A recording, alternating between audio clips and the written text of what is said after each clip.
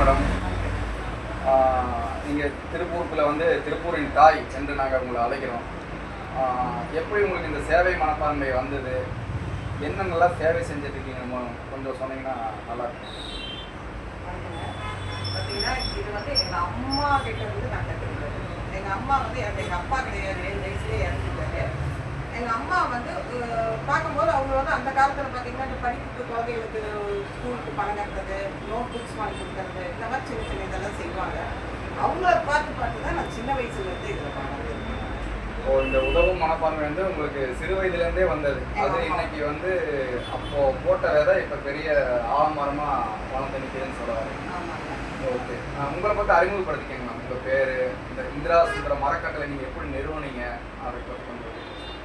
என் பேர் இந்திராங்க. என்னோட சொந்த ஊர் திருச்சி. என்னை கல்யாணம் பண்ணி கொடுத்தது வந்து திருப்பூர். எனக்கு வந்து 2 பையன், ஒரு பொண்ணு. எல்லாருமே மேரேஜ் பண்ணிட்டாங்க. கல்யாணம் பண்ணி வந்ததுக்கப்புறமே நான் இந்த சேவைகளை வந்து கொஞ்சம் கொஞ்சமாக நான் அப்படியே செஞ்சுக்கிட்டு தான் இருந்தேன். அதுக்கு எங்கள் ஹஸ்பண்டும் நல்லா எனக்கு ஒத்துழைச்சாரு. அதுக்கப்புறம் பார்த்தீங்கன்னா அப்புறம் குழந்தைய முன்னாடி படிப்பு அது இதுன்னு எல்லாம் வந்து அவங்களுக்கு ஹஸ்பண்ட் இறந்துட்டாருங்க. இறந்ததுக்கப்புறம் குழந்தைகளை படிக்க வச்சு அவங்களுக்கு கல்யாணம் பண்ணி கொடுத்து பிஸ்னஸ் பண்ணி கொடுத்து அவங்க எல்லாம் நான் செட்டில் பண்ணிட்டேன். அது இருக்கும்போதே நான் இதுக்கு வந்துட்டு தான் இருந்தேன், பண்ணிக்கிட்டே இருந்தேன். அந்தளவுக்கு நான் வெளியில் சொல்லிக்கிற மாதிரி இல்லை. அப்புறம் பார்த்தீங்கன்னா அந்த கொரோனா வந்தது இல்லைங்களா, அந்த கொரோனா டயத்தில் தான் நான் ஃபுல்லாகவே வெளியில் வந்தேன். பார்த்தீங்கன்னா நம்ம கலெக்டர் ஆஃபீஸ் வெல்ஃபேர் ஆஃபீஸர் மூலமாக இந்த ரோட்டில் இருக்கிற பெக்கர்ஸ் எல்லாம் வந்து ஒரு 200 பேர் 2 ஸ்கூலில் அடாப்ட் எடுத்து அவங்க பராமரிக்கிற வேலை. அது பார்த்தீங்கன்னா ரோட்டரி வந்து அவங்களுக்குலாம் சாப்பாடு கொடுத்துருவோம். அவங்களுக்கு மேற்கொண்டு இந்த பெட்ஷீட், தலைகாணி, மற்ற இந்த சீப்பு எல்லாமே அவங்களுக்கு தேவைகள் எல்லாம் நான் கொடுத்து பார்த்துட்டு இருந்தேன். அப்போ பார்க்கும்போது பார்த்தீங்கன்னா அது போக பார்த்தீங்கன்னா இந்த மாற்றுத்திறனாளிகள், செருப்பு தைக்கும் கூலி தொழிலாளிகளுக்குலாம் சாப்பாட்டுக்கே இல்லாமல் இருக்குது. அவங்களுக்குலாம் ஒவ்வொருமா வீடு தேடி போய் அவங்களுக்கு அரிசி பருப்பு, அதே மாதிரி மருத்துவத்துக்கு வாங்க முடியாதவங்களுக்கு தான் மருத்துவம், இதெல்லாம் நான் பண்ணிட்டு இருந்தேன். அதுக்கு வந்து எல்லாமே எனக்கு சார் கலெக்டர் சார் வந்து நான் வெளியில் போயிட்டு வரது அந்த பாஸ் கொடுத்துட்டாரு. அதனால நான் அந்த ஒரு 60 நாள் ஃபுல்லாக வெளியில் ஒர்க் பண்ணேன்.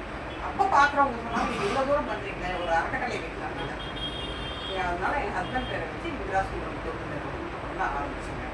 அதில் பார்த்தீங்கன்னா நாங்கள் இப்போ யார்கிட்டையுமே ஃபண்டு வாங்குறது இல்லைங்க. எங்கள் சொந்த பணத்தில் தான் நாங்கள் இது வரைக்கும் செஞ்சுட்ருக்கோம், இனிமேல் செய்வோம். அதில் பார்த்தீங்கன்னா எல்லா விதமான உதவிகளும் பண்ணுறோங்க. மருத்துவத்துக்குங்க, கல்விக்கு, மாற்றுத்திறனாளிகள் வாழ்வாதாரத்துக்கு, திருநங்கைகளுக்கு, அப்புறம் கணவனால் கைவிடப்பட்ட பெண்கள், விதவை பெண்கள், எல்லாத்துக்கும் A to Z நம்மளோட தொண்டு நிறுவனத்தில் இது அதுன்னு இல்லைங்க, எல்லாமே நம்ம பண்ணிட்டு இருக்கோம். இப்போ நீங்கள் இந்த தொண்டு சேவை செய்கிறதுனால சேவை செய்கிறதே ஒரு நன்மை தான். இதில் நிறைய உங்களுக்கு எதிர்ப்பு அப்படின்னு நிறைய வந்திருக்கும். அது இல்லாமல் இதை செய்கிறதுனால நான் இந்த தீமையெல்லாம் அனுபவிச்சிருக்கேன் அப்படிங்கிற மாதிரி ஏதாவது சொல்லுங்கள். பார்த்தீங்கன்னா எதிர்ப்பு நிறையாவே வருதுங்க. நம்ம உறவுகளே நமக்கு எதிர்ப்பு தான். உறவுகளே நம்மளை வந்து நீ எதுக்கு இதுதான் போய் இவ்வளோ பண்ணிட்டு இருக்க அப்படின்னு. ஆனால் நமக்கு வந்து பார்க்கும்போது மக்களுக்கு நம்ம செய்யறது வந்து நமக்கு அது வந்து எனக்கு ஒரு மன நிறைவு. ஏன்னா இதெல்லாம் எங்கள் அம்மாவை பார்த்து நான் கற்றுக்கிட்டதாங்க. எத்தனை இருந்தாலும் நம்மளால முடிஞ்சது. நம்ம வந்து ஒரு சொத்தை விற்றோ அதுவோ நம்ம எதுவும் பண்ணலை. நமக்கு போக மிச்சத்தை தான் நான் பண்ணிட்டு இருந்தேன்.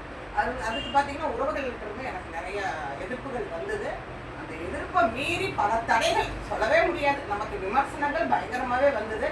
அதெல்லாம் மீறி தான் நான் இந்த அளவுக்கு செஞ்சு இன்னைக்கு திருப்பூருக்குள்ள மட்டும் நான் சொல்ல முடியாது, எல்லா ஊர்களையும் ஓரளவுக்கு தெரிகிறேன். அப்படின்னா மக்கள் தான் எனக்கு இந்த பேரை கொண்டு வந்தாங்க. நம்ம செஞ்ச ஒரு புண்ணியம் தான். ஒரு பெண்ணாக இருந்து நம்ம இந்த அளவுக்கு ரீச் ஆயிருக்கோம் அப்படிங்கிறதுல உங்களுடைய மனநிலை என்ன? அதாவது உண்மையுமே ஒரு பெண்ணாக இருந்து ஒரு தனிப்பட்ட முறையாக இருந்து வர்றது வந்து எவ்வளோ கஷ்டங்கிறது நான் ரொம்ப அனுபவிச்சிருக்கிறேன். கண்டிப்பாக எல்லா பெண்களும் இந்த மாதிரி வரணும்னு நான் எதிர்பார்க்குறேன். அதுக்குன்னு வந்து குடும்பத்தை மீறிட்டு நான் வர சொல்லலை, குடும்பத்தோட சப்போர்ட்டோட வரணும். எனக்கு எங்கள் ஹஸ்பண்ட் சப்போர்ட்டாக இருந்தேன், அதனால நான் இந்த அளவுக்கு வர முடிஞ்சது. கல்யாணம் பண்ணி அவரும் போகக்கூடாதுனால நான் ஒரு வேளை அப்படியே இருந்துருப்போம் என்னமோ எனக்கு தெரியல. அவருக்கு சப்போர்ட்டோட தான் நான் வந்தேன். கண்டிப்பாக என்ன மாதிரி எல்லா பெண்களும் வந்து இந்த காலத்தில் படிப்பு ரொம்ப முக்கியங்க. அதனால படிப்பு தேவை. எனக்கு படிப்பு கிடையாது, அதனால இப்போ நான் படிப்புக்கு நிறைய பண்ணிட்டு இருக்கேங்க. அதனால படிப்பை நம்ம கொடுத்துட்டோம்னா அது மூலமாக அவங்க சம்பாதிச்சு ஒரு 4 பேருக்கு கண்டிப்பாக செய்யணுங்கிறது என்னோட ஆசை. இந்திரா சுந்தரம் அறக்கட்டளையின் எதிர்கால நோக்கங்களை என்ன? டீச்சர் இப்படிலாம் பண்ணணும் அப்படிங்கிற மாதிரி ஒரு பிளான் வச்சுருக்கீங்கல்ல? ஆமாங்க. பார்த்தீங்கன்னா நிறைய நான் பார்க்குறேங்க. ஆசிரமம் நிறையா இருக்குது. பிள்ளைகளால் கைவிடப்பட்டவங்கெல்லாம் நிறையா பேர் இருக்காங்க. அவங்கள பார்க்கும்போது மனம் ரொம்ப வேதனையாக இருக்குது. அவங்களுக்காக ஒரு ஆசிரமம் கட்டணுங்கிறது என்னோட ஆசை. அது போக வந்து கல்விக்கும் பண்ணுங்க, மெடிசன் மருத்துவத்துக்கு, இந்த அதுவும் நம்ம கொடுக்கணுங்கிறது ஆசை. கடவுளோட அருள் இருந்தால் கண்டிப்பாக. இல்லை, உங்களோட முயற்சியும் இந்த பிரபஞ்சமும் கண்டிப்பாக உங்களை நல்ல நிலைக்கு கொண்டு வரணும். நாங்கள் இங்கே டைம்ஸ் ஆஃப் ஃப்ரீடம் ப்ராஜெக்டின் சார்பாக வாழ்த்துறோம்.